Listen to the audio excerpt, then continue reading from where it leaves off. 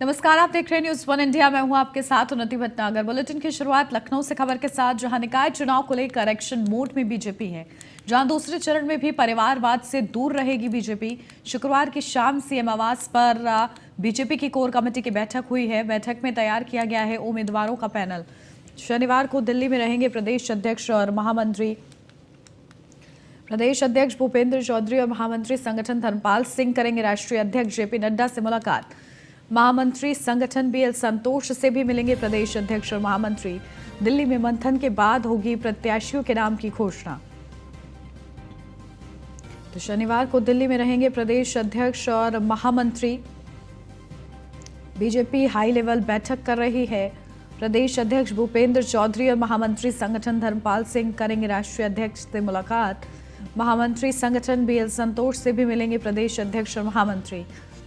तो दिल्ली में मंथन के बाद होगी प्रत्याशियों के नामों की घोषणा। तो परिवारवाद से दूर रहने की जो तैयारी है वो बीजेपी की तरफ से की गई है, और इसी के साथ दूसरे चरण में भी परिवारवाद से दूरी बनाकर रखेगी बीजेपी। जिताऊ कैंडिडेट पर दांव लगाया जाएगा। उस कैंडिडेट पर मंथन होगा जो कि तमाम समीकरणों में सटीक बैठता हो।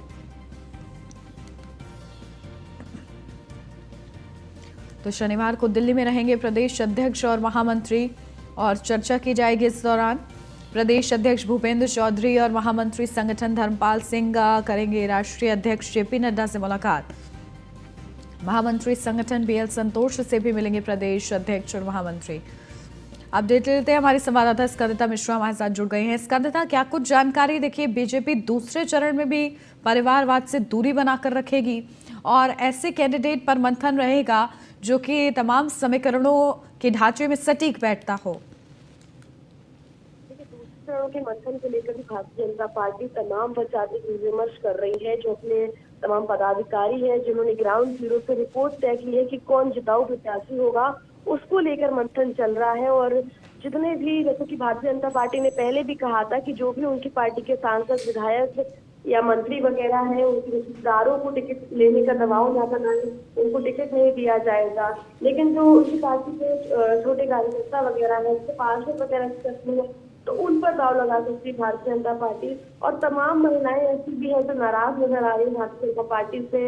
लगातार भीड़ देखने को मिल रही है, कार्यालय से बाहर के लोग भारी संख्या में पहुंच रहे हैं, अपना अपना दावा कर रहे हैं प्रत्याशी को लेकर। लेकिन भारतीय जनता पार्टी जो है, वो योगी जी की तो बात की जाए तो योगी जी जो है वो खुद जो है, जो भी नाराज उनके कार्यकर्ता है उनको समझा रहे हैं। तो पूरा एक जो है सिनेरियो संभालते हुए योगी जी चल रहे हैं। और बहुत एक जो बोला जाए कि जो है नींव तैयार की जा रही है 2024 को लेकर। एक जिताऊ प्रत्याशी को मैदान में उतारना और इसके अलावा जो नाराज प्रत्याशी है उसको भी संभालना, उसको भी समझाना, और इस तरीके से पूरा दूसरे चरण के प्रत्याशियों के नाम को लेकर मंथन चल रहा है। बिल्कुल, और देखिए, तमाम अन्य पार्टियों को भी ध्यान में रखते हुए बीजेपी जो है मंथन करती है, तमाम रणनीति को अपनी और ज़्यादा शार्प करने की कोशिश में लगी हुई है। ठीक है, बहुत शुक्रिया। लेकिन स्कंदता बनी रहिएगा आप हमारे साथ, लौटती हूँ आपके पास। लखनऊ से अगली खबर, राज्य लोक सेवा आयोग के अध्यक्षों की 24वीं नेशनल कॉन्फ्रेंस आज से शुरू होगी। 24वीं नेशनल कॉन्फ्रेंस की कार्यक्रम कॉन्फ्रेंस में देश भर के राज्य लोक सेवा आयोग के अध्यक्ष करेंगे शिरकत। यूपीएससी के अध्यक्ष और सदस्यों ने सीएम योगी से मुलाकात की है। राज्य लोक सेवा आयोग के अध्यक्ष और सदस्यों ने भी मुलाकात की है। शुक्रवार को सभी सदस्यों ने सीएम आवास पर रात्रि भोज किया। सभी अध्यक्षों और सदस्यों को ऐतिहासिक स्थलों का भ्रमण कराया जाएगा। कॉन्फ्रेंस की समाप्ति के बाद 23 अप्रैल को अयोध्या और वाराणसी भी जाएंगे। लखनऊ के सिग्नेचर बिल्डिंग में होगा ये पूरा कार्यक्रम। अपडेट लेते हैं, हमारी संवाददाता स्कंदता बनी हुई है हमारे साथ। स्कंदता, क्या कुछ जानकारी? देखिए, किस तरीके से ऐतिहासिक स्थलों का भ्रमण होगा, क्या उसको लेकर तैयारियां की गई हैं? जी बिल्कुल, देखिए जिस तरीके से योगी आदित्यनाथ लगातार भ्रमण कर रहे हैं और लगातार जिस तरीके से वो नई नई परियोजनाओं को भेंट करते रहते हैं, उस तरीके से उसके दौरे चल रहे हैं। उसी क्रम में देश भर में जो राज्य लोक सेवा आयोग है उसके अध्यक्षों की 24वीं नेशनल कॉन्फ्रेंस होने वाली है। आपको बता दें सुबह 10 बजे सीएम योगी आदित्यनाथ जो है वो पानीपत में शामिल होंगे। इसके अलावा सिग्नेचर बिल्डिंग गोमती नगर विस्तार में ये जो सारे पूरा कार्यक्रम है वो वहाँ आयोजित किया गया है। सिग्नेचर बिल्डिंग में योगी आदित्यनाथ मौजूद रहेंगे। इसके अलावा पार्टी के जो तमाम पदाधिकारी है वो सभी वहाँ मौजूद रहने वाले हैं। और कल लखनऊ के ऐतिहासिक जो भी है वो जितने भी ऐतिहासिक स्थल है आज वहाँ का भ्रमण करेंगे सीएम योगी आदित्यनाथ। आपको बता दें आयोग के अध्यक्ष जो हैं वो सब जो कॉन्फ्रेंस की समाप्ति के बाद अयोध्या और वाराणसी भी जाएंगे। और सीएम योगी की भी मतलब जो है वो भी कहीं ना कहीं वाराणसी निकल सकते हैं दौरे पे। बिल्कुल, तो देखिए बड़ी तैयारी है इसको लेकर भी और सिग्नेचर बिल्डिंग में पूरा ये कार्यक्रम होगा। ठीक है, बहुत शुक्रिया स्कंदता आपका तमाम जानकारी के लिए।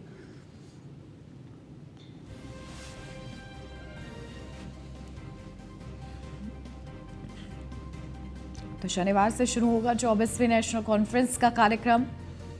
कॉन्फ्रेंस में देश भर के राज्य लोक सेवा आयोग के अध्यक्ष शिरकत करेंगे और इसी के साथ यूपीएससी के अध्यक्ष और सदस्यों ने सीएम योगी से मुलाकात की है। तो राज्य लोक सेवा आयोग के अध्यक्ष और सदस्यों ने भी मुलाकात की है। देश भर में आज मनाई जाएगी ईद का त्योहार। शुक्रवार की शाम नजर आया ईद का चांद, जहां लखनऊ हैदराबाद में मुस्लिम धर्मावलंबियों ने किया है चांद का दीदार। मौलाना खालिद रशीद फरंगी महली ने किया चांद का दीदार। इस्लामिक सेंटर ऑफ इंडिया के मौलाना ने किया ईद का ऐलान। पूर्व केंद्रीय मंत्री मुख्तार अब्बास नकवी के घर जुटेंगे कई दिग्गज चेहरे। तो आज देश भर में मनाई जाएगी ईद और इसको लेकर बड़े स्तर पर तैयारी, जहां मौलाना से लेकर मुख्तार अब्बास नकवी जो कि पूर्व केंद्रीय मंत्री हैं उनके घर पर भी आज तमाम दिग्गज चेहरे जुटेंगे और ईद मनाएंगे।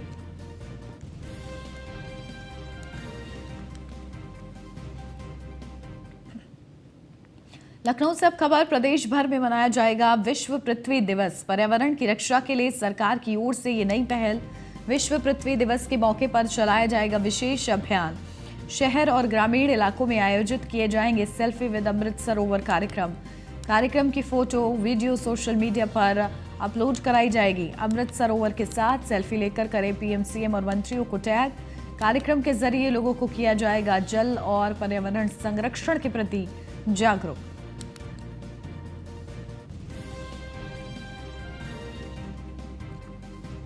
तो अमृत सरोवर के साथ सेल्फी लेकर प्रधानमंत्री और सीएम को टैग करें, क्योंकि आज पृथ्वी दिवस के मौके पर कार्यक्रम के जरिए लोगों को जल और पर्यावरण संरक्षण के प्रति जागरूक किया जाएगा।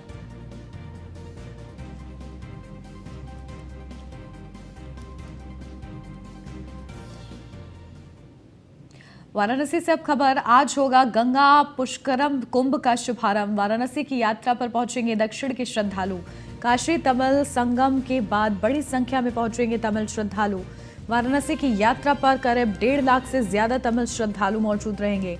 मेहमानों के स्वागत के लिए प्रदेश की योगी सरकार की तैयारियां पूरी हैं। 22 अप्रैल से 3 मई तक चलेगा वृहद आयोजन।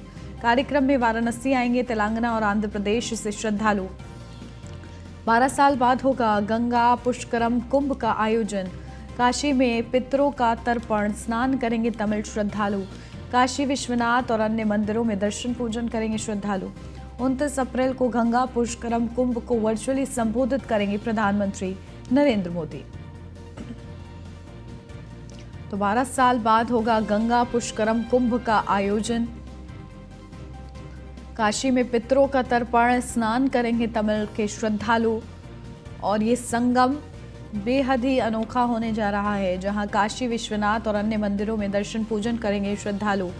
29 अप्रैल को गंगा पुष्करम कुंभ को वर्चुअली संबोधित करेंगे प्रधानमंत्री नरेंद्र मोदी। तो आज से गंगा पुष्करम कुंभ का शुभारंभ होगा काशी में।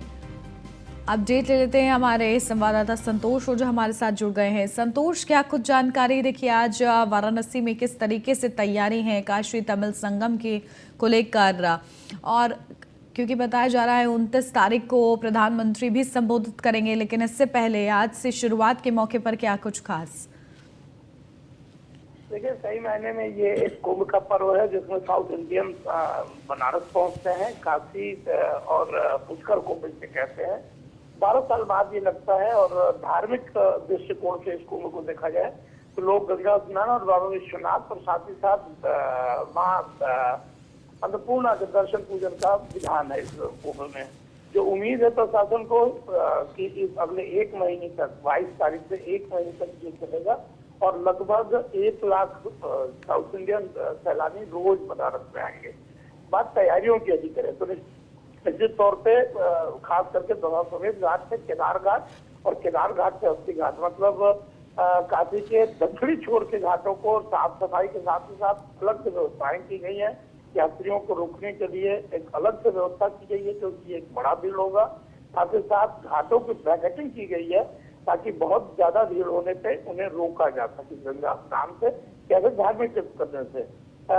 इस कुंभ में आमतौर पे गंगा स्नान के साथ साथ अपने पूर्वजों को वो पिंडदान करते हैं और ऐसा माना जाता है कि ऐसा करने से पुण्य की प्राप्ति होती है। जी बिल्कुल, और इसी के लिए बड़े स्तर पर तैयारी हैं। श्रद्धालुओं के पहुंचने के लिए क्या कुछ इंतजाम है? क्योंकि देखिए तेलंगाना, आंध्र प्रदेश से भी श्रद्धालु आएंगे और ये जो संगम देखने को मिलता है संतोष, ये बेहद ही अनोखा रहता है। अब 12 साल बाद ये पूरा आयोजन हो रहा है, इसको लेकर विशेष इंतजाम किस तरीके से प्रशासन की तरफ से की गए हैं? देखिए, इस धार्मिक कृत्य के विषय में यदि बताया सबसे पहले तो जैसे हम लोगों के कुंभ होते हैं जो प्रयाग, नासिक और अन्य जगहों पे होते हैं, ठीक उसी स्टाइल में साउथ के लोगों का ये कुंभ होता है। हर एक 12 वर्ष में लगता है और इस बार काशी के महात्मा है। जैसा कि हमने पहले बताया, गंगा स्नान करेंगे, गंगा स्नान के साथ ही अन्नपूर्णा का दर्शन पूजन करेंगे। पूर्वजों के शांति के लिए, आपके संतुष्टि के लिए ये पिंडदान करेंगे और इनके साथ ही साथ जो इंतजामात की बात है तो दरबार समिति से लेकर 80 घाट तक को न केवल साफ किया गया है बल्कि अलग अलग व्यवस्थाएं की गई है। जैसे उन्हें कपड़े चेंज करने के लिए चेंजिंग रूम की व्यवस्था की गई है, बाथरूम की व्यवस्था की गई है, गलियों को नए सिरे से सजाया गया है। इसके अलावा घाटों में साफ सफाई की गई है। जो घाटों पे अतिक्रमण था उनको लगातार हटाने का काम किया जा रहा। और सबसे बड़ी बात जो रहने की है, क्योंकि एक बड़ी भीड़ आएगी, इस भीड़ को काबू करना अपने आप में प्रशासन के लिए एक बड़ी चुनौती बनेगी।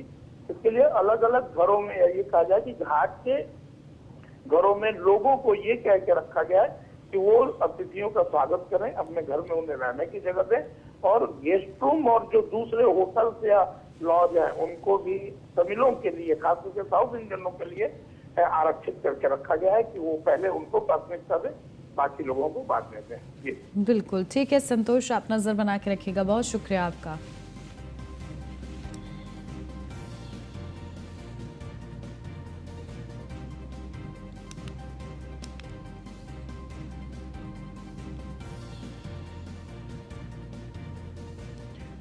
निकाय चुनाव में मतदान से पहले ही पार्टी पदाधिकारियों की खींचतान में कांग्रेस पार्षदों की 25 सीटों पर लड़ाई के बाहर हो गई है। कुछ सीटों पर नामांकन ही नहीं हो सका है तो कुछ उम्मीदवारों के पर्चे ही खारिज हो गए हैं। इसके साथ ही करीब 24 सीटों पर कांग्रेस की तरफ से 2-2 उम्मीदवारों ने आवेदन किया है।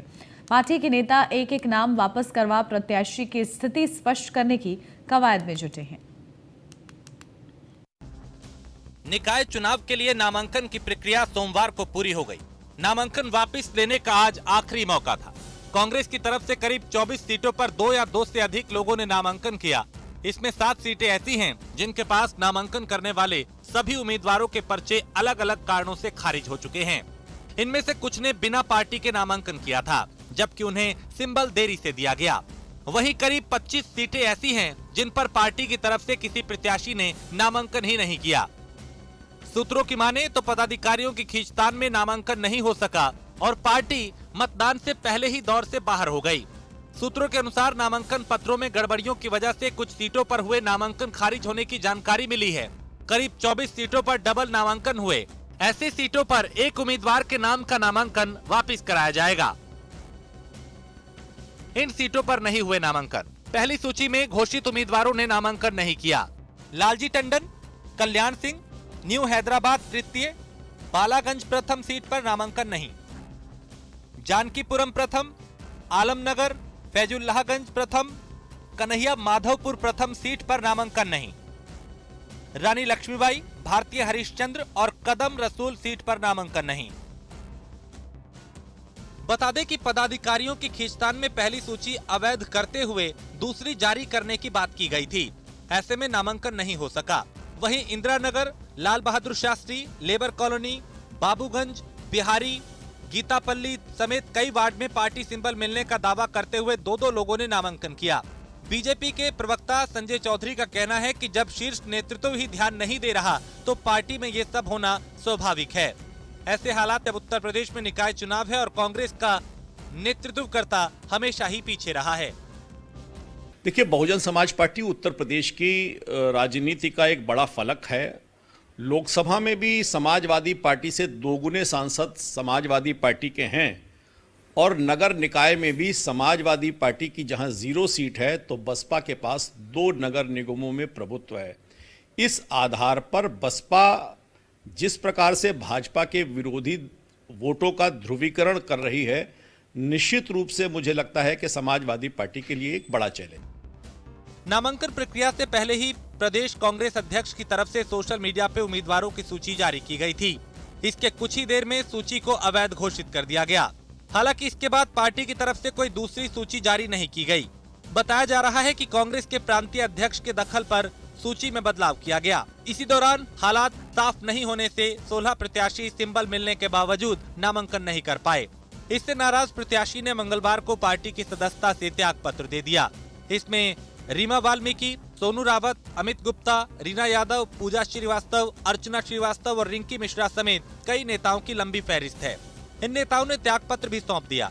इसे लेकर सपा प्रवक्ता रविंद्र प्रताप सिंह का कहना है कि ये कांग्रेस के लिए बड़े ही दुर्भाग्य की बात है कि ऐसी स्थिति में कांग्रेस अपने उम्मीदवार को टिकट देती है। वहीं साथ ही कहा कि समय पे पर्चे नहीं भरा जाना दुर्भाग्यपूर्ण है। नगर निकाय चुनाव में कांग्रेस प्रत्याशियों द्वारा समयबद्ध तरीके से पर्चा नहीं भरा जाना या अधूरे पर्चे भरा जाना, जिसके कारण पर्चा खारिज हो जाना एक दुर्भाग्यपूर्ण दुर्घटना है। लेकिन इस प्रकार की दुर्घटना किसी भी पार्टी में घटित हो सकती है। इस प्रकार की दुर्घटना कांग्रेस के साथ भी हुई है, भारतीय जनता पार्टी के साथ भी घटित हुई है, समाजवादी पार्टी के साथ भी घटित हुई है। लेकिन यह कहने की आवश्यकता है कि पार्टी का सिंबल उसी जिम्मेदार पदाधिकारी को दिया जाए। उत्तर प्रदेश के निकाय चुनाव में कांग्रेस पार्टी पर भी गंभीर आरोप लगे हैं। पार्टी पहले लिस्ट जारी करती है, फिर उसे कैंसिल करती है, जिस कारण बहुत से उम्मीदवारों को पर्चा दाखिल करने में समस्या का सामना करना पड़ता है। 19 उम्मीदवारों ने नामांकन ही नहीं किया, साथ ही 6 उम्मीदवारों का पर्चा खारिज हो गया। वहीं इस मुद्दे पे जब कांग्रेस के प्रवक्ताओं से बात करने की कोशिश की गई तो कांग्रेस नेताओं ने बोलने से साफ मना कर दिया। वहीं इस मुद्दे पे बोलने से कांग्रेस के बड़े नेता भी गुरेज कर रहे हैं। उत्तर प्रदेश के निकाय चुनाव में एक बार फिर जो है कांग्रेस बैकफुट पे आती नजर आ रही है। यानी कि 25 आवेदनकर्ता को पर्चा नहीं भरने को मिला। यानी कि कुछ लोगों ने अपने पर्चे दाखिल ही नहीं किए तो कुछ लोगों ने के पर्चे खारिज कर दिए गए। आपको बता दें कि उत्तर प्रदेश कांग्रेस कमेटी पूरी तरीके से इस बार निकाय चुनाव कराने के लिए पूरी तरीके से तैयार थी और इसको लेकर के लगातार टिकटों को लेकर के मंथन भी चल रहा था। लेकिन कहीं ना कहीं बड़ी चूक होती नजर आई, जिसको लेकर के टिकट बंटवारे के बाद से विवाद उठता दिख रहा था। यानी कि कई लोगों पे बड़े बड़े आरोप भी लगाए गए। इसके बाद 19 प्रत्याशियों ने पर्चा ही नहीं दाखिल किया, वहीं 6 पर्चे पे कमियों की वजह से उसको खारिज कर दिया गया। ऐसे में कांग्रेस के प्रत्याशी या कांग्रेस के बड़े नेता इस मुद्दे पर बोलने को भी तैयार नहीं नजर आ रहे हैं। निकाय चुनाव के लिए नामांकन की प्रक्रिया सोमवार को पूरी हो गई।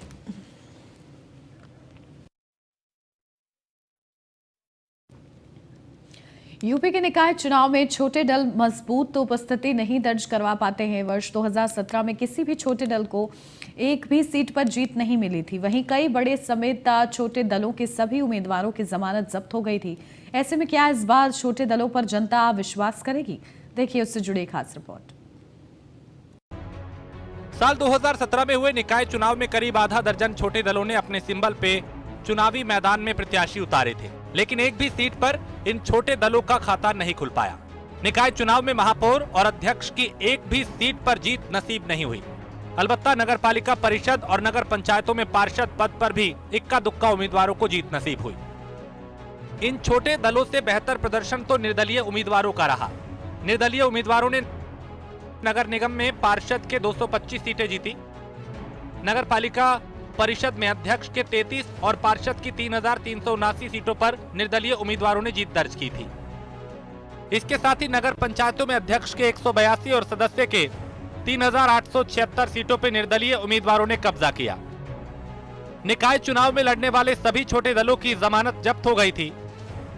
वरिष्ठ पत्रकार शिवशरण सिंह का कहना है कि चुनाव में जरूर छोटे दल आजमाइश करते हैं, लेकिन उनसे ज्यादा निर्दलीय प्रत्याशी पे लोग विश्वास करते हैं। लोकल चुनाव है, पार्टी बेस तो है, वो अलग है अपनी जगह पे, लेकिन ये लोकल चुनाव होते हैं, व्यक्ति पर, कैंडिडेट पर है, स्थानीय स्तर पर कैंडिडेट की क्या वर्किंग रही है, उसकी क्या इमेज है, और उस पर काफ़ी कुछ डिपेंड करता है।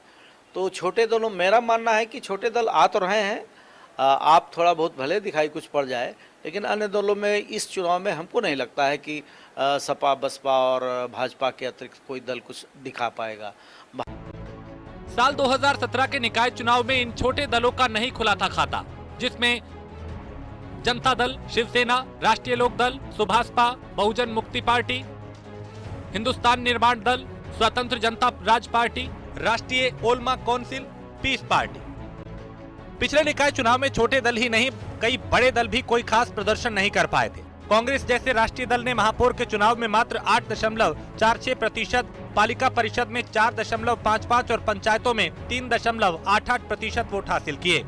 यही हालत आम आदमी पार्टी की रही। आपको नगर निगम में 0.03, पालिका परिषद में 0.13 और पंचायतों में 0.11% ही वोट मिले। हालांकि बीएसपी ने नगर निगम में महापौर की 2 सीटों पे कब्जा जरूर किया था, लेकिन वोट प्रतिशत के लिहाज से ये प्रदर्शन भी खास नहीं रहा। बसपा को मात्र 12.05% ही वोट मिले।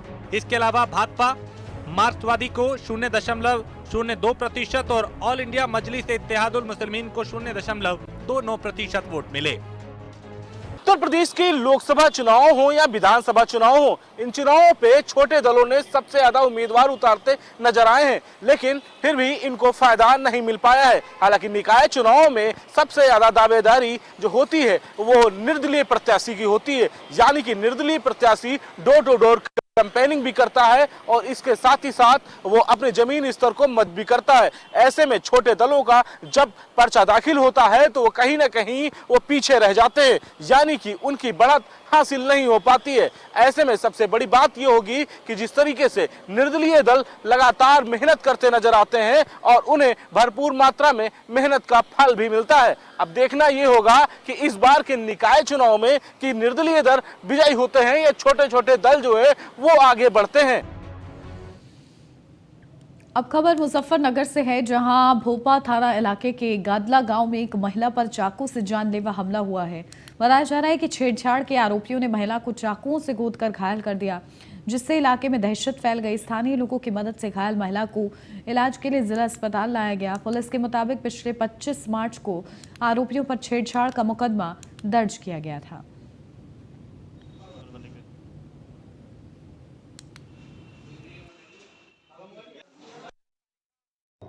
अभी 20-25 दिन पहले भी एक घटना हुई थी मेरी बहन के साथ में, जिनके खिलाफ किस तरह की घटना हुई? छेड़खानी की। आज क्या हुआ?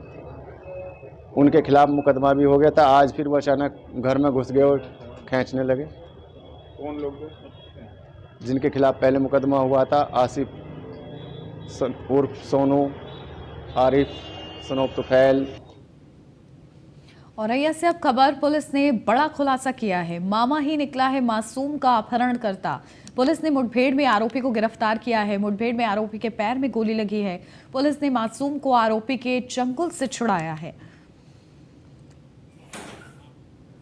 तो मामा ही अपहरणकर्ता निकला है, ये बड़ा खुलासा किया है पुलिस ने, जहां पुलिस ने इस मासूम को आरोपी के चंगुल से छुड़ाया है और आरोपी मामा से पूछताछ की जा रही है कि आखिर मासूम का अपहरण क्यों किया गया।